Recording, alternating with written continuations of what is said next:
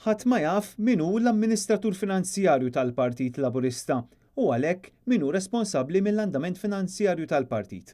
Dan wassal ukoll biex il-Partit Laburista ma kkonfermax ruħu mal-liġi tal-finanzjament tal-partiti u lanqas sab il-ħin biex jemenda l-istatut tiegħu biex isir konformi ma' din il-liġi. Matthew Mangion, id-direttur tal-Uffiċċju Elkom tal-Partit Nazzjonalista, għal dan waqt il-programm Mhux għax importani immexxi minn Norman Vella li xandar it-tlieta filgħaxija fuq Net Television. L-lista tal-uffiċjali tal-Partit Laburista li hemm fuq is-sit elettroniku tal-Partit Laburista imkien ma ssib persuna li għandha ir-rwol ta' amministratur finanzjarju. Matthew Mangion qal li kellha ssir elezzjoni ġenerali llum il-kandidati li jressaq il-Partit Laburista ma jistgħux jikkontestaw f'isem il-Partit Laburista għax dan mhuwiex reġistrat bħala partit politiku skont il-liġi dwar ir-reġistrazzjoni tal-partiti politiċi. Il-partiti osservaw dan it-terminu, il-Partit Nazzjonalista u l-partiti l-oħrajn li inti semmejt osservaw dan it-terminu u ikkonformaw ruħhom mal-att tal-finanzjament tal-partiti.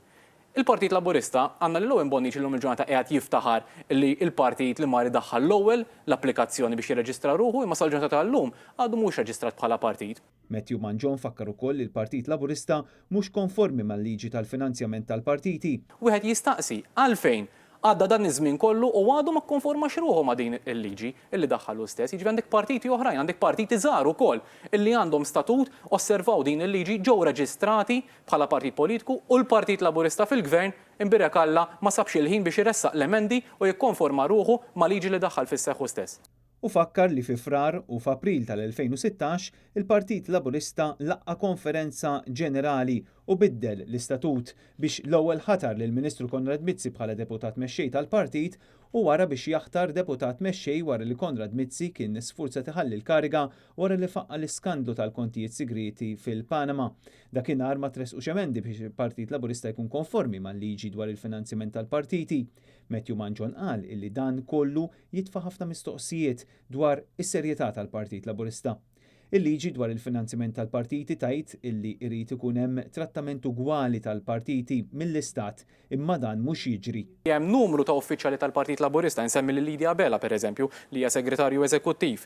Tajjeb, għandek lil Mark Vella Bonnici, is-segretarju internazzjonali, daw imbirek Alla għandhom ruoli fil-Partit Laburista u uffiċjali tal-Partit Laburista imma mbagħad huma wkoll impjegati għandhom pożizzjonijiet mal-Gvern u ovvjament jieħdu introjtu notevoli mill-Istat.